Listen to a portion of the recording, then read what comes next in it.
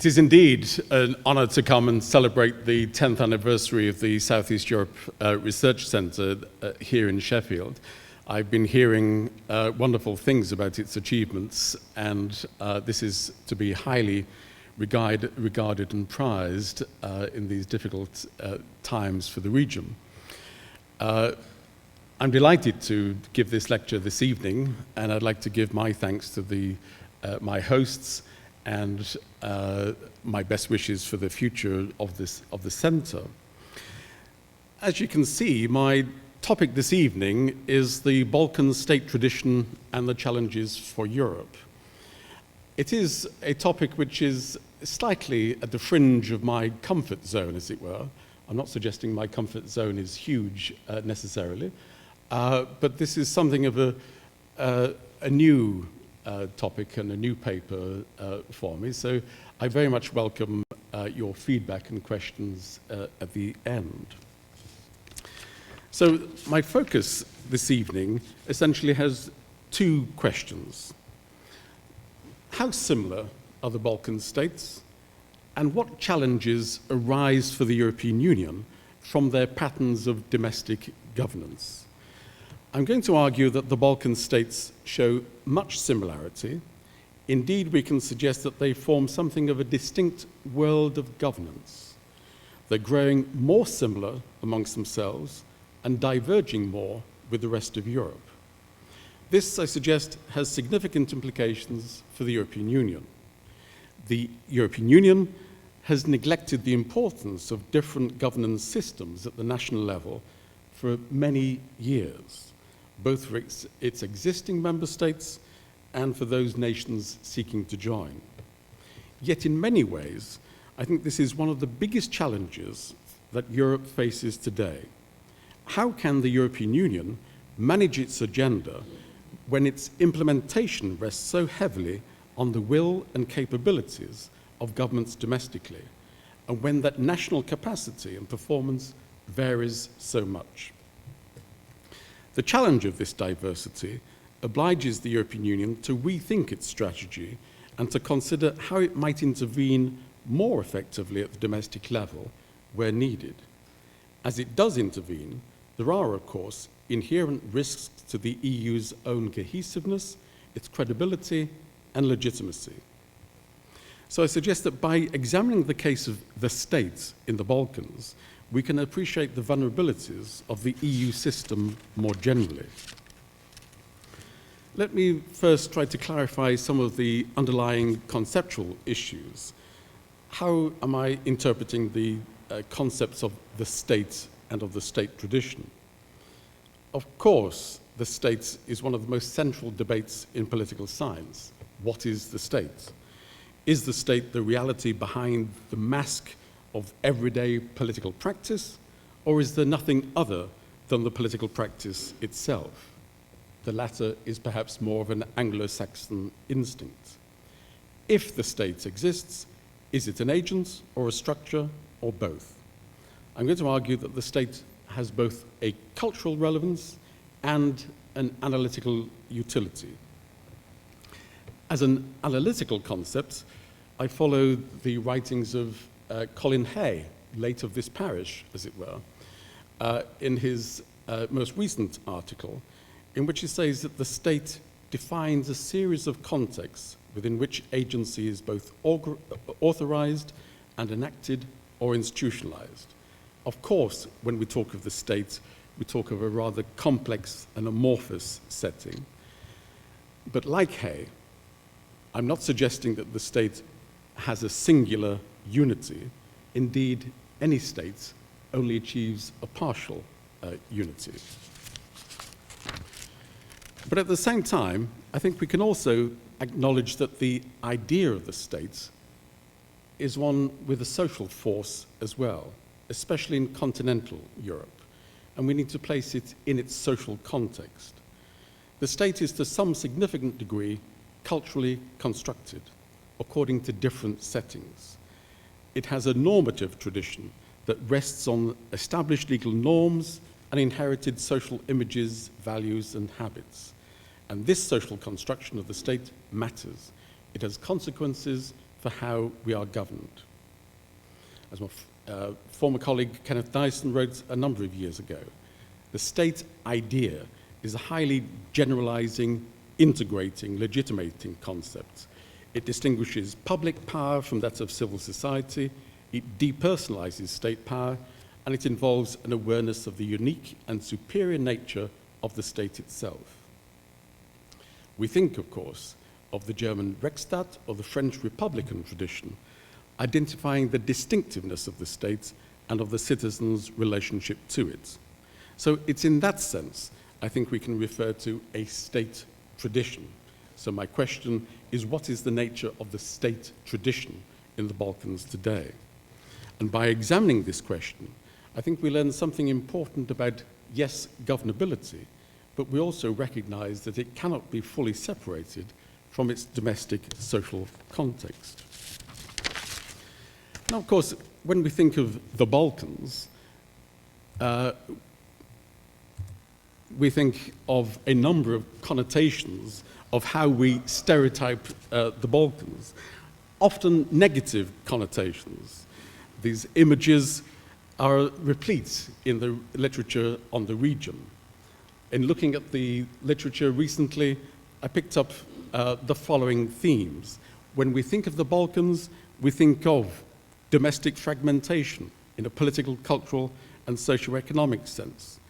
We think of deeply destructive and often fratricidal intercommunal conflict. We think of intolerance, clientelism, corruption, stunted civil society, and a weak rule of law. We think of impersonal or oppressive vertical power relations, and we certainly think of widespread feelings of victimization, vindictiveness, and fatalism. So the Balkans present to us a number of negative images, almost a political nightmare, you might think, but certainly for an academic, a worthwhile topic to pursue. Maria Torodova has analyzed these images very well. She says the way that the West has imagined the Balkans over the last century became synonymous with a cultural backwardness. Balkan, Balkanizing, Balkanism, each became terms of political abuse. As she says, Balkanization not only had come to denote the parcelization of large and viable political units, but has also become a synonym for the reversion to the tribal, the backward, the primitive, the barbarian. What has been emphasized about the Balkans, she says, is that its inhabitants do not care to conform to the standards of behavior devised as normative by and for the civilized world.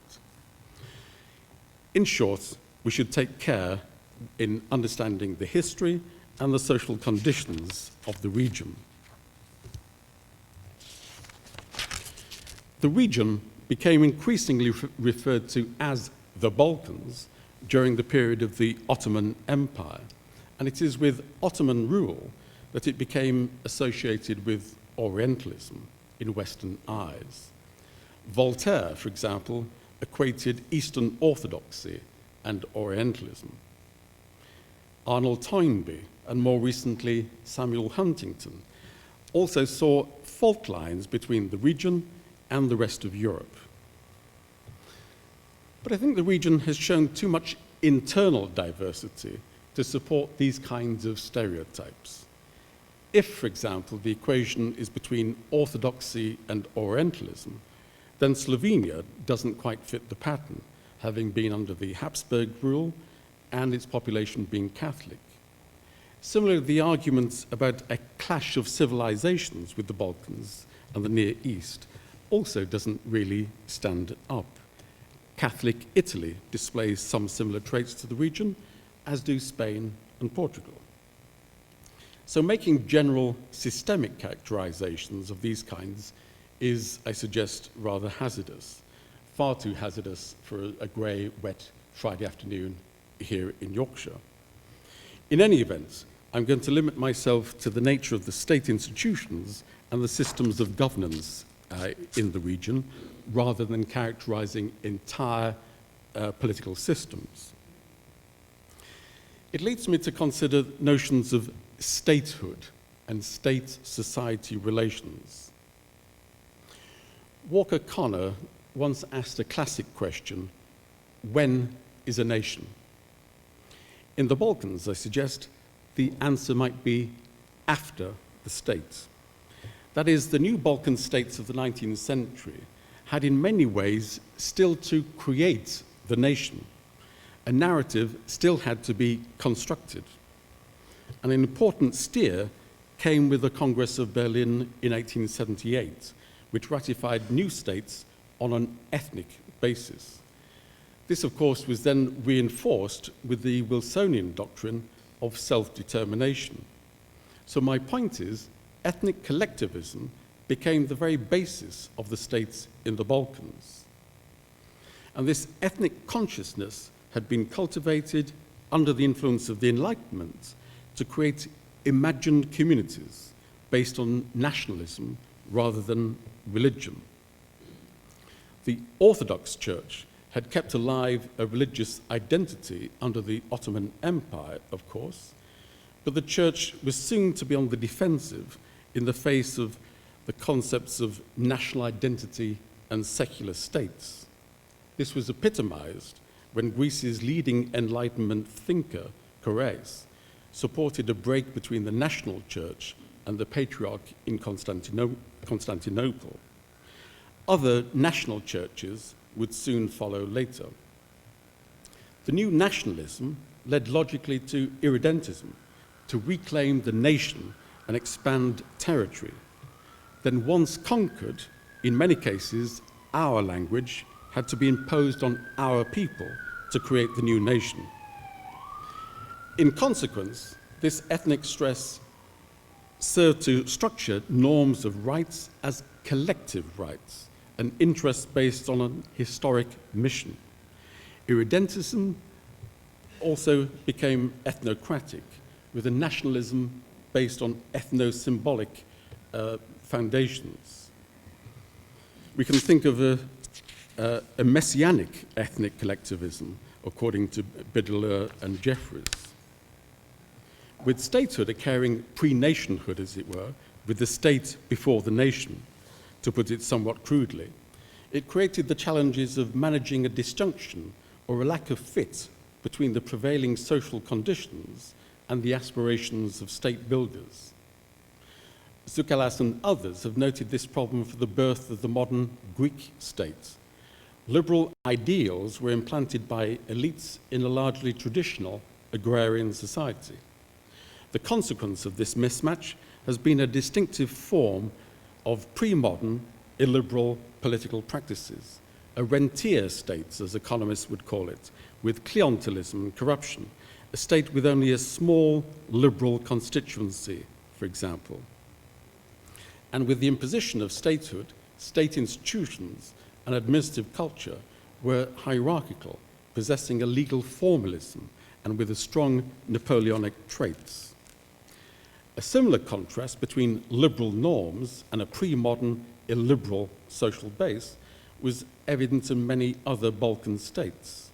In the case of Bulgaria, for example, Marcheva has recently commented that the duality of Eastern versus Western values is found at the core of Bulgarian administrative culture.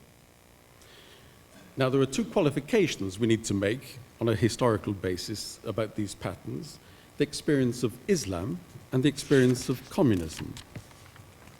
Islam more emphatically privileged religious identity, of course, over those of ethnicity and nationalism.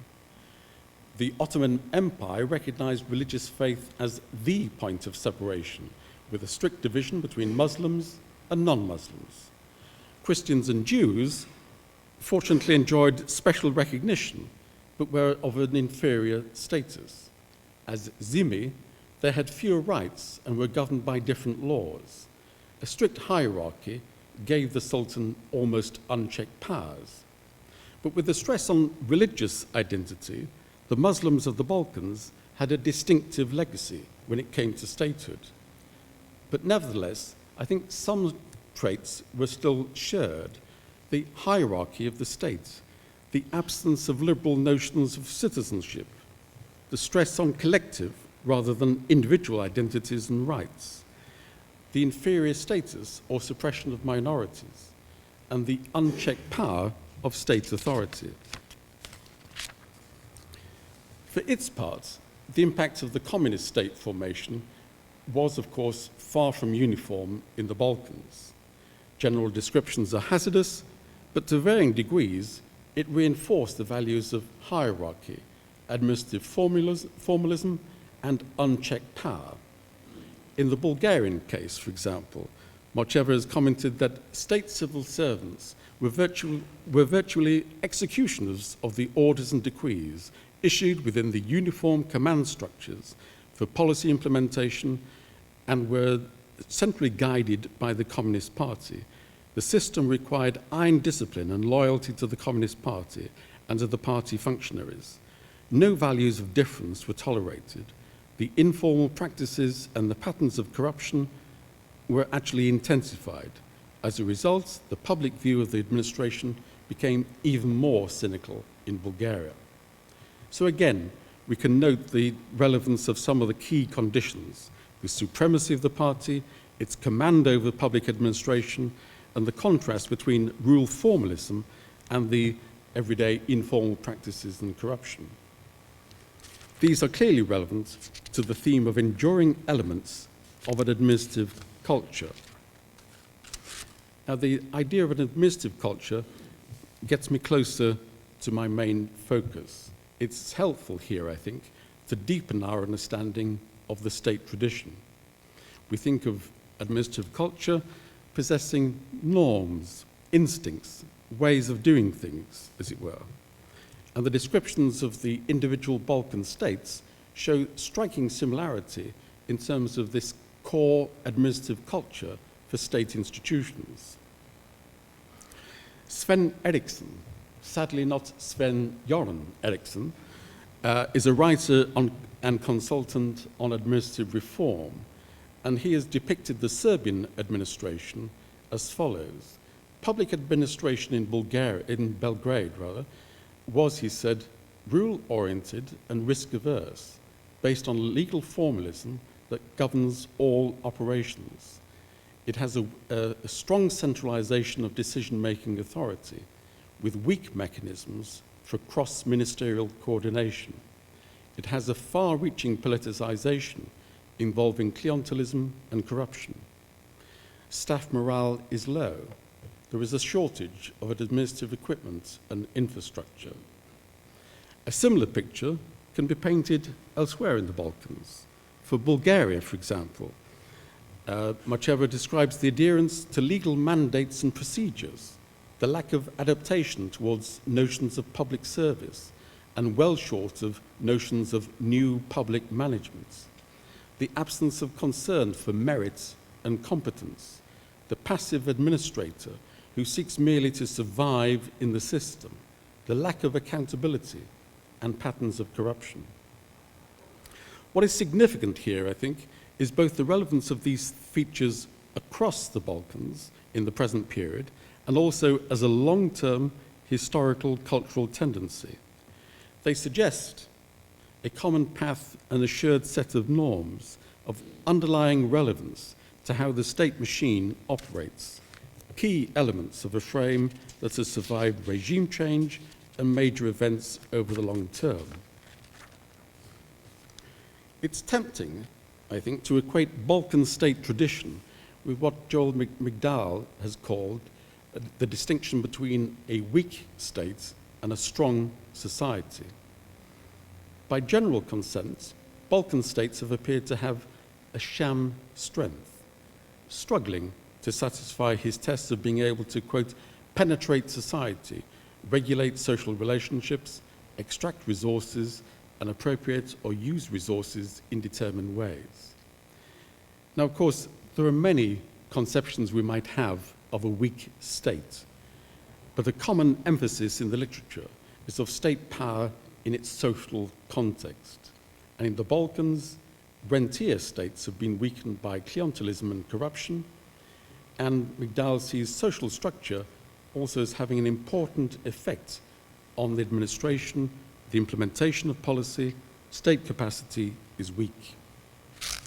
There is also, I think, a parallel with McDowell's notion of external dependency, of the domestic weakness of government institutions in the face of foreign ties and references. So, is there a Balkan state tradition? Not, I suggest, in the conventional sense. We can't speak of a Balkan state tradition as we might speak of a German or French model.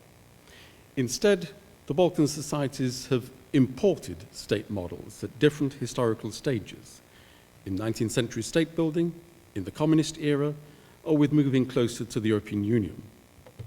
The Balkan state tradition has been more one of emulation, an aspiration of local elites to converge domestic practices with a foreign modernity, a dash to the future, as it were. Beyond this absence of a distinct Balkan state model, we can identify, though, I think, shared Balkan traits in two key dimensions: the state administrative culture and the relations or perceptions wider society has of the state. And we need to keep in mind the critical contrast between the formal and the informal, to distinguish the legal institutional formalism of the state from the socio-cultural norms and practices that actually prevail within it. And the symbiotic link in these norms and practices of wider society, between the state and wider society, one feeding on the other, neither has been created separately. As the literature on quality of governance internationally suggests, there is a symbiotic relationship between the nature of state and society. Now, how similar then are the Balkan states? I'm going to show you on this wonderful screen behind me some international indices that suggest that they are more similar to each other than they are to most others. In other words, there is something of a distinct Balkan group today when it comes to governance. Here we have from the University of Gothenburg and its Institute on the Quality of Governance a score about government quality, impartiality, and corruption. In the red columns, you have consistently the Balkan states. In the blue columns, you have Southern Europe as the contrast. We see on that particular scale something of the commonality, as it were, of the quality of government in the Balkans. There is a pattern in some of the other graphs I'm going to show you. What we have here is a distinctiveness of the Balkan states as a group. If actually I can take your attention off that, I'm not quite ready to show you this stunning, colourful graph. I know it's Friday, but please be patient. In the graphs I'm about to show you, I think there is something of a distinctiveness of the Balkan states plus Italy. And this is largely consistent across a range of sources and measures. Now, the indices I'm about to show you come from the World Bank's Worldwide Governance Indicators. And each measure is actually a composite. It's a composite of a number of different sources. And the number of sources is something more than 30. So we're not talking about one-off measures here. We're talking about aggregate scales. And consistently, they show us, over time, a distinctive Balkan pattern. They also, in that respect, show that Greece is converging with its Balkan neighbours, and that Turkey is Balkan in these respects as well. It is Balkan, it is Southeast Europe, it is not Southern Europe, because apart from Italy, Spain and Portugal are actually converging with the rest of Europe. And the Balkan group actually shows further convergence over time. So let me satisfy your appetite. This first graph is of government effectiveness from the World Bank. And you can see, although I'm sorry, from that distance, it probably looks like the inside of a computer. Let me tell you what it actually shows. It shows that the bottom lines converging there are the Southeast European countries, and with Italy joining them as well. And they form a distinct group which becomes gradually more convergent and more distinct from the rest of Europe. As I say, Spain and Portugal do not converge, neither do France and Germany in any sense. And this is a perception of the quality of public services, the quality of the civil service, and its political independence, the quality of policy formulation and its implementation, the credibility of the government's commitment to such policies, etc. Let's move on. Another scale, regulatory quality scores. This reflects the perceptions of the ability of government to formulate and implement sound policies and regulations that permit and promote private sector development. Again, over something like a 15-16 year period, you have the countries of Southeast Europe gradually converging and diverging from other European states. The rule of law, measures of how well states respect the rule of law, to what extent people have confidence in the state abiding by the rule of law and the rules of society. In particular, the quality of contract enforcement, property rights, the police, the courts, as well as the likelihood of crime and violence. Again, it's the same trend. Southeast Europe is a distinct group, with Greece and Italy converging with them. And by 2012, Southeast Europe is more convergent than it was in the mid-1990s. Control of corruption. Again, it's the perceptions of the extent to which public power is exercised for private gain. We know by its nature, when we try to gauge the levels of corruption, we rely on public perceptions of corruption rather than other more objective measures. But the same pattern is even more strikingly shown here with the countries of Southeast Europe, curiously plus Italy, converging increasingly over the 15-16 year period and diverging from the rest of Europe. Finally, the Economist Intelligence Unit has a democracy index about the functioning of government. And although there is some variation, nevertheless, again, the columns in red are the countries of Southeast Europe, and with the exception of Portugal, to the left of the scale, they are the countries of the Balkans.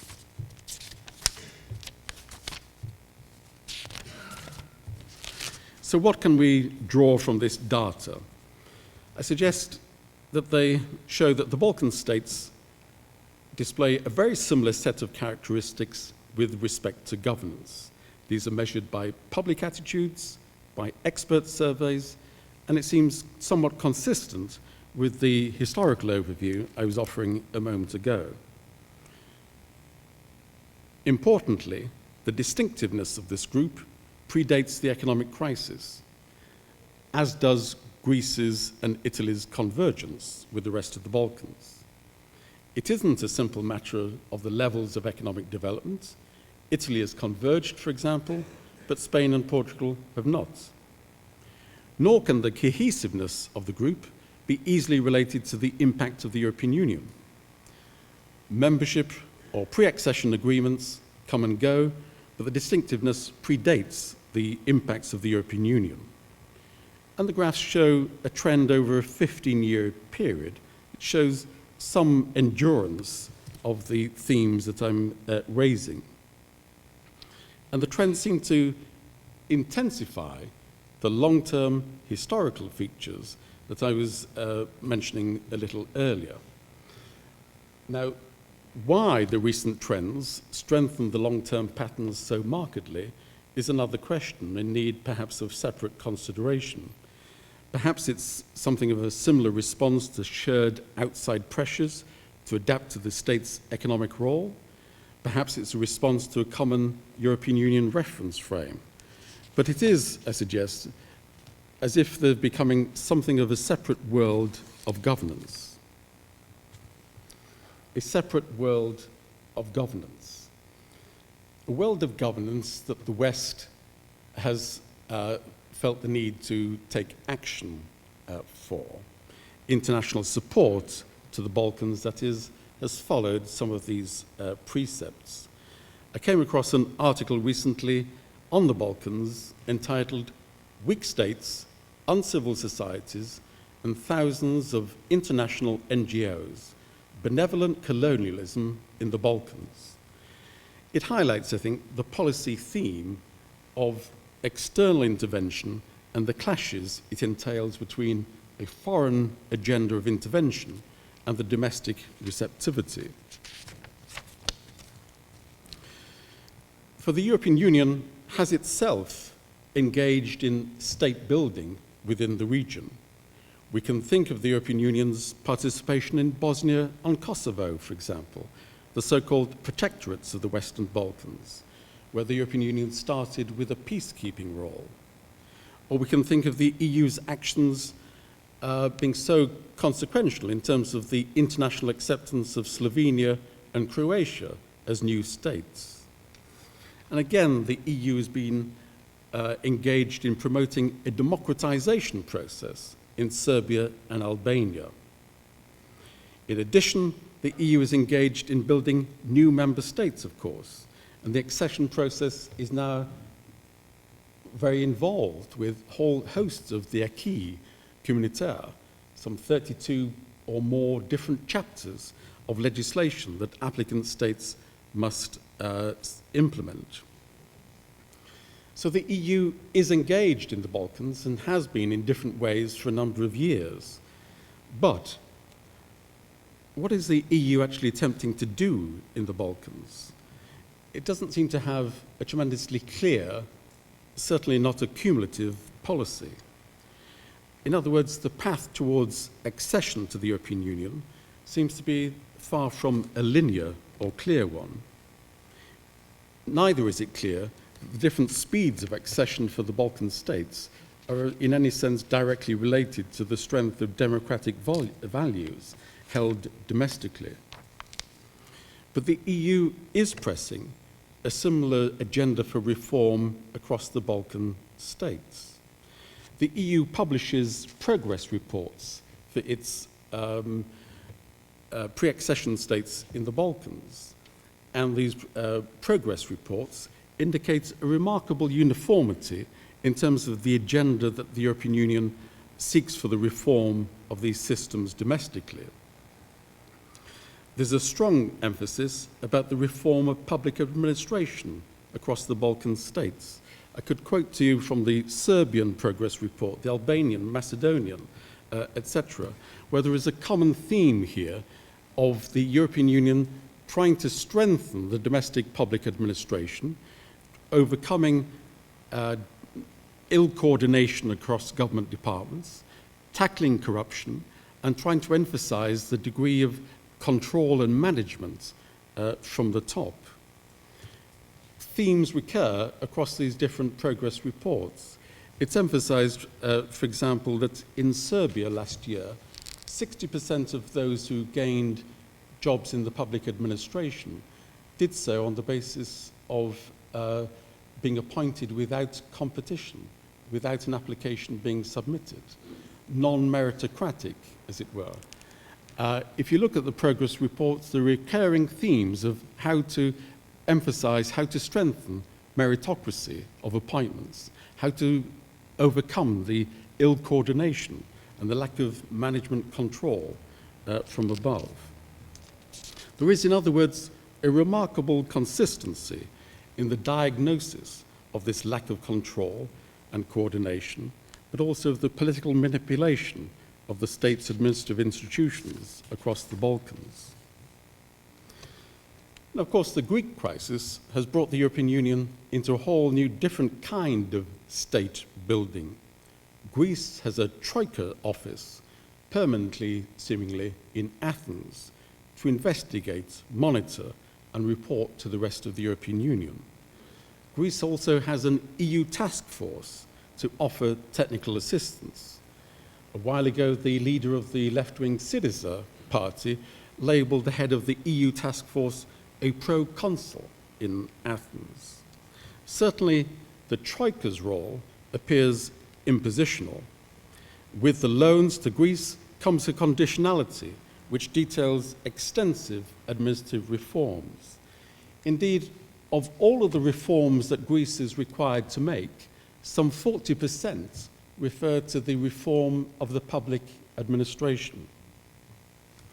They required the government to create new mechanisms at the top to own and steer the internal reform process, to strengthen the autonomy of key parts of the administration from political manipulation and corruption, to increase the efficiency in budget management and tax revenue, to change personnel policy, a shift towards incentives and performance-related pay, the evaluation of public servants.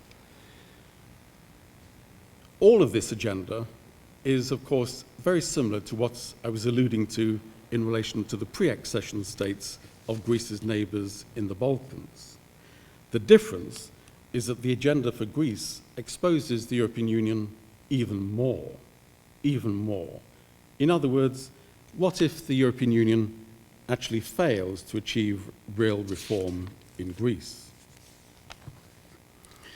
So let me make a number of concluding comments. I try to offer evidence that I think attests to the sense of a distinct world of governance in the Balkans. They are increasingly converging in their performance across indices of the quality of governance, government effectiveness, regulatory quality, rule of law, control of corruption, democratic practices, across a number of measures over a 15-year period at least. Moreover, the Balkan states are actually diverging further from the rest of the European Union. In that sense, the problem is getting worse. As I've tried to outline, the convergence amongst the Balkan states reflects some shared historical traits. The state tradition is one of emulation of foreign models, but it's also of a misfit with domestic social conditions. The reality is of a weak state and strong society paradox, with a hierarchy, rigidity, and legal formalism in the face of strong social pressures, clientelism, and corruption, with administrations struggling to deliver core functions. That is, states with a modernizing role have themselves been left somewhat unmodern, as it were, by the strength of embedded social conditions. These common features have been built up over a long period and survived major changes of regime. The robustness of the common norms and practices raises the difficult question of whether such states can escape from their past. Bo Rothstein's work on the quality of governance suggests that the spectre that these states face is being caught in something of a social trap. Social conditions such as a lack of trust, corruption, and inequality reinforce one another so that whole systems stabilize in different equilibriums. Some are stuck in vicious circles, others in virtuous circles. The quality of government is thus both a symptom and a cause of wider social traits like the lack of trust and clientelism, etc. There is a parallel here with the writings of people like Darren Acemoglu and James Robinson in the book of a couple of years ago, Why Nations Fail. The endurance of such state features suggests that they approximate to what Ernest Gellner many years ago talked of as segmentary society. That is, of central government being undermined by patronage networks, that the emergence of civil society and the politics of that undermine the emergence of civil society and the politics of the individual. From another point of view, you could see it as akin to a classic collective action problem. Cooperation based on trust would leave everyone better off, but the risks of commitment are prohibitive, so the cooperation doesn't occur. Now, what might the European Union do in this context? The European Union is, I suggest, uncertain in its strategy towards the Balkans. Indeed, it's even contradictory in its accession choices. Certainly, it's unclear about any accession schedule for the future, and the EU's Greek problem looks rather more Balkan than European in type when we place it in a comparative frame. What if we conclude from this evidence that the Balkan states can't reform themselves? Are the cultural constraints too strong for them to escape? We might be back to Huntington's Clash of Civilizations thesis and his implication that we should shun the Balkans. If so, we might ponder the price of the EU doing nothing for the region, for the future of the region itself. But the European Union feels forced to act, and as it does so, it is exposed like never before. Its credibility, reputation, cohesion are at stake. What are the strategic options then for the European Union? It could retreat and withdraw. Now, my presentation should not be seen as an argument for the EU giving up on the Balkans. This would defeat the EU's own interests, interests of peace, stability, and of markets on its doorstep. Let alone would it damage the EU's international prestige. The current position of the European Union being half in and half out of the Balkans, as it were, it's not clear that that serves anyone's best interests, and it's not clear where the strategy is actually heading. In any event, the problem of state dysfunctionality, of state weakness, is already inside the European Union. We saw from the graphs before the poor performances of Bulgaria, Greece, and Romania as member states. This is an agenda that can't be ignored. And the loan conditionality towards Athens will need some kind of ongoing surveillance, whatever happens in terms of the current negotiations with Athens. No one can expect the European Union to walk away from the loans it's given Greece. And all three Balkan EU states, Greece, Bulgaria, and Romania, have also shown problems in their levels of compliance with EU laws. So to repeat, the problem of dysfunctional states is already inside the European Union. Now, the EU has made similar demands for the reform of government administrations across the Balkans and in the context of the bailout of Greece. There is perhaps something of an implicit recognition of a Balkan problem, but as yet there's not a serious or informed debate. To my mind, there is an implicit similarity in the agenda that the EU needs to adopt towards its current member states and that for those states seeking to join it. The EU needs to have a more serious and sensitive debate about how the European Union can better enter the domestic sphere with a long-term strategy for strengthening the quality of government performance. This would likely involve more support, more technical assistance, and more funding. It might involve more sticks, but it certainly should include more carrots. The strategy, in that sense, should be more EU task force than troika, as it were. In other words, the EU needs to deploy more of its strategic resources if it is to achieve anything meaningful, working with domestic coalitions of reformers, empowering reformers and testing their commitments, making them going beyond lip service agreements to achieve real domestic reform. My task this evening hasn't been to search for the solutions, but rather to highlight the diagnosis and the need for a debate. We need to make the dilemmas more explicit. For this is, I think, the biggest challenge the EU faces today: its ability to manage more diversity than it had recognized at a time when it cannot avoid deepening the integration process and making these vulnerabilities more acute. This is true for the Eurozone crisis, for Greece in particular, but also for non-Euro states and pre-accession countries like its Balkan neighbours. As always in the history of the European Union, it's not the economy, stupid, it's the politics. It's the politics that will determine its future viability, and the Balkans today is, again, I think, once again, a test case of Europe's strategy and capability. There are, in short, I think, here, underlying issues that should make us pause about the EU's future path. Thank you very much indeed.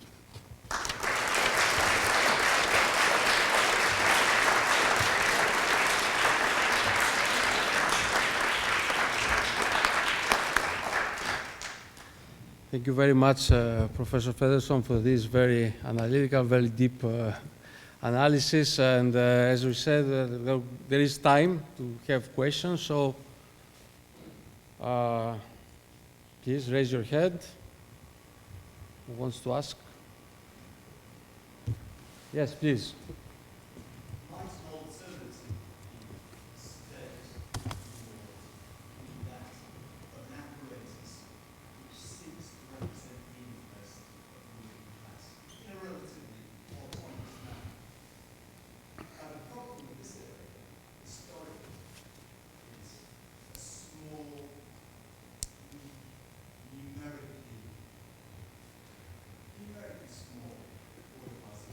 Yes.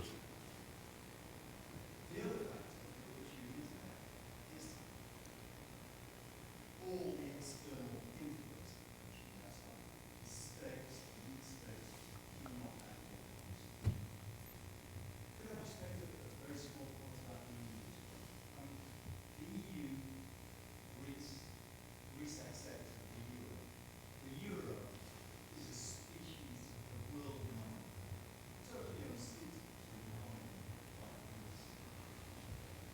Now, as you say, the German and French banks, they want their money back, so they drive forward austerity politics in Greece, creates fascism, creates division. And I think seriously, the policy is to stay in the EU, to keep Europe. That seems to me kind of far halfway out. Thank you for that. There's a number of points to perhaps pick up on. If the intention is to achieve stable long-term growth in some sense of a European modernity of a mixed economy, how then do you strengthen the ability of state institutions to undertake the reforms that seems to come with that paradigm? Domestically, governments historically have been too fragile in periods of the downside of the economic cycle. One way is by an external constraint, such as the euro. And I think I would take a more benign view than the people of Rochester and Stroud last night about the value of the euro for countries, in this case, like Greece, in the sense that recall that what the Eurozone has given Greece is the ability to have very low interest rates, historically low interest rates, on a very long-term basis. The fact that Greece didn't repair the roof when the sun was shining is, of course, partly of the domestic weakness. But what the Eurozone offered were important prizes which domestic institutions, left to their own devices, could not easily attain. On the point about a state system which serves the interests of the ruling class, I think I would go some way towards that in the sense of a more political economy model. Many of these states have a market structure in which there are very few large firms, remarkably few large firms, but an entire myriad of small family micro enterprises.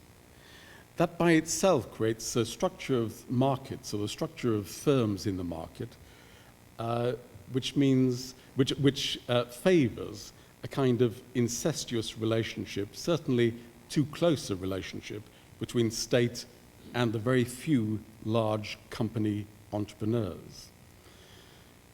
In that sense, there isn't a domestic constituency so strongly for the liberal market economics associated with much of the EU's agenda. There isn't a domestic base to argue in terms of flexible, open, competitive markets. Indeed, those with economic power, the few large companies, have an inherent interest in maintaining some barriers to market entry.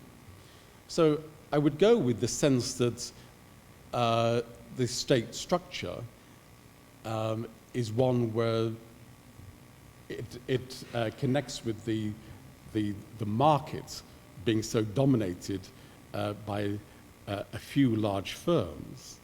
And we've seen in each of these countries, if we think of Bulgaria or the Romanian elections or in Greece, in many of the Balkan states, we have a relationship, a political relationship between the few large companies and politicians and parties, which would make Western liberals blush, as it were. So I agree with that, but I think the deeper point is how then you maneuver, how you steer such societies, such economies, towards a broader European agenda of precisely open, competitive markets, how you can find a social base to achieve those things. And one final aspect of that, the irrational can be made rational by the particular social and cultural context. If you have the absence of a welfare state, the weakness of a welfare state, it becomes rational for unions and workers to protect public sector jobs. But it is precisely in this bloated public sector that reform needs to take place. So you have a constituency which is rationally defending their jobs against cost-cutting and against structural reform, which is in some sense against the overall public good, but it is in the context where there is very little other social compensation. The irrational becomes rational in that context. So I think I've gone some distance towards what you were saying. Thank you. Another question?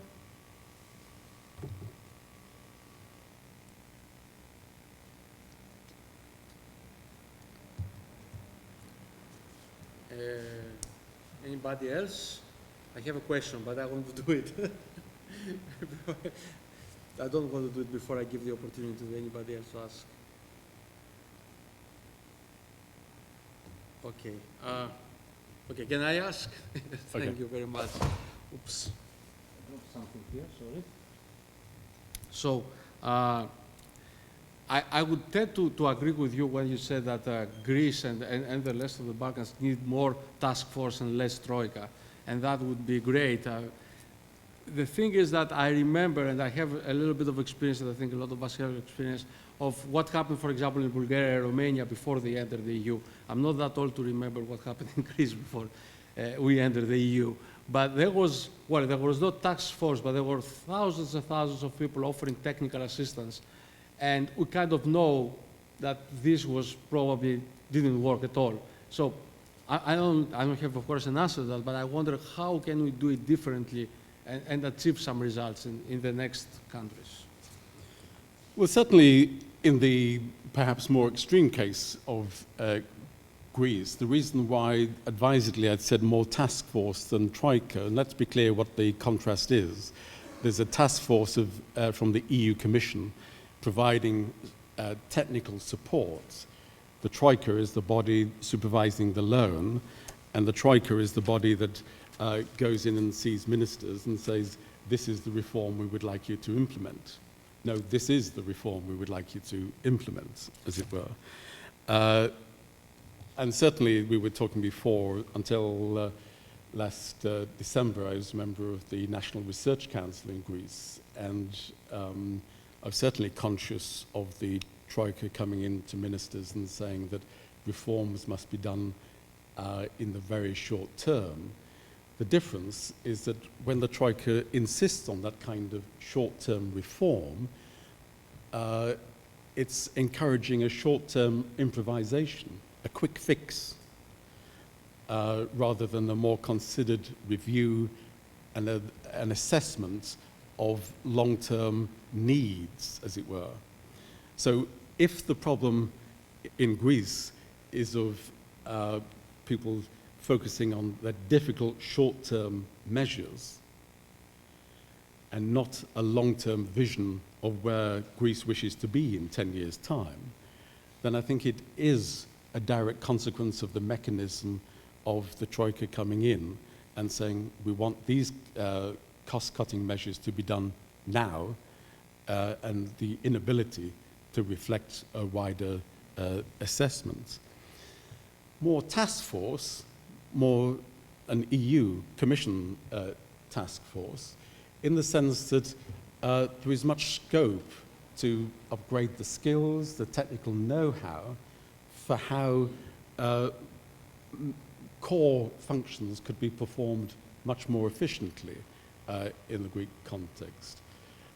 Certainly, there is much bilateral technical assistance to Greece, but what I'm suggesting is that is actually likely to achieve more lasting results than the Troika coming in and saying, we'd like this to be done in such a desperately short period of time. In other words, I think there is almost a self-defeating risk here. As the Troika comes in and says we'd like short-term reforms to be implemented, it's actually undermining a debate about serious long-term reshaping of the Greek political landscape or institutions. It's having the worst of all worlds by emphasizing the crudity, the vulgarity of immediate austerity, rather than a debate about reshaping institutions to become more effective and more efficient. Greece is the extreme case, but it is not unique. And what I'm suggesting in relation to the other Balkan states, the pre-accession states, is that more of that technical assistance of how to enhance the efficiency, the effectiveness of government institutions will be in the interest not only of the region, but of the EU in the longer term. It's in that sense of more task force is needed, more of the carrots for change, more of the enhancing of the basic infrastructure. But we've got into this problem by an accession strategy which seems to be inconsistent. We've allowed Bulgaria, Romania, and Croatia in, as it were, and then we complain about problems of corruption and politicization of public administration. The strategy has hardly been rational or consistent. We bring member states in and then wonder about the heterogeneity and the management of diversity of the European Union. What we need, I think, is a more rational and, yes, perhaps a longer-term strategy for achieving mutual gains. Okay, last chance. Any other questions? Professor Crook. I hesitate to answer the question because it's not my field. First of all, thank you for the lecture. Okay. All strikes me that where we have effective nation states, they take an centuries to evolve. Mm.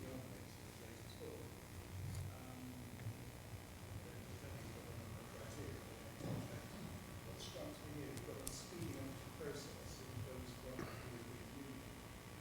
To what extent can you see signs of accountability, i.e. those small firms seeking better rule of law, rule of debt market exchange, people seeking their politicians to be accountable? Can you see that transition taking the years it's taken in our country, in Germany, in the USA? Or can external agencies be done? There's a kind of model here that all we should aspire to. Or would Thank you. It's an excellent question. Reasons to be cheerful, as it were, at the end of a Friday afternoon. I'm not sure that I'm going to really lift your spirits that much in that respect. There is some evidence of, at a time of backlash against the political elite, the failure of our politicians, there is some evidence of urging a more meritocratic, a more responsive public administration. In more recent times, more effective reforms have actually been implemented in the Greek case. But you're right, it's something which is necessarily going to be in the long term. I think what we have is a kind of disparity of the different plates, as it were. At this level, we have some emergence of a new political voice in the party system, but a new political voice more generally in terms of reform of state-economy relations, consistent with a European paradigm. But then at this level, we have something which is conflicting in the sense of saying we want the fiscal adjustments now, and we want the fiscal rebalancing in such a short-term fashion, which actually disempowers those who seek the more deeper, longer-term structural reform. The temporal question, I think you are right in pointing to the fact that the strategy for the Balkans should be long-term and gradual. The problem, however, is that life isn't so simple, because we've invited some of the member states, some of the countries in already. So the problem is inside the European Union, and it's dealing with those kinds of disparities. But yes, rationality would suggest a longer-term process. Thank you. Thank you very much. Now I would like to call to stand Deputy Vice Chancellor, Professor Paul White, to close this ceremony. Thank you very much.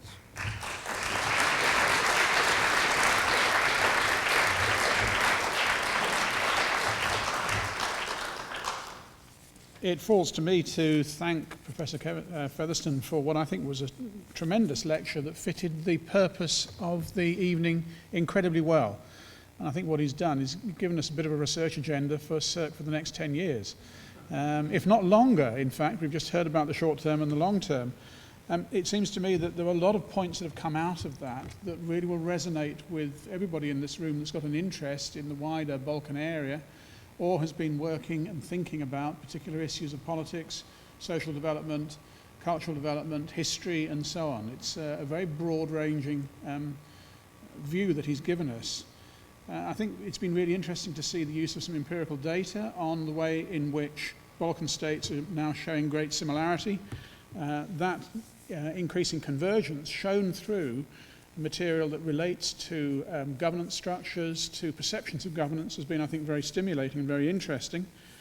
I think issues that he's touched on in relation to the ethnicity and the relationship between ethnic, the state, and the nation, and the ordering there has given us again some food for thought in those areas, particularly in the way in which he's then talked about cultural conditions that are working in various ways to influence what goes on within those various states.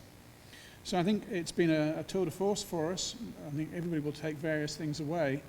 Certainly one thing I'll take away is that as a geographer, I noticed that his map, of course, had 13 states mentioned on there.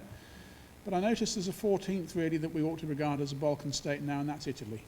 It does seem to me that that's quite an interesting conclusion that comes out of what has been said, so thank you for that. This has been a SEERC lecture. It has been something that, as Professor Payne said at the very beginning, is celebrating 10 years. And as I've already said, I think there are research agendas in the material that Professor Featherstone's given us, and in other things that colleagues in this room are thinking about, that will actually keep the work of SEERC going on for a lot longer. And I invite you actually to discuss that and think further about it with a reception that will take place shortly at the back of the room. So thank you again, Professor Featherstone, and I hope everyone will join me in that final round of applause for him and then enjoy the rest of the reception.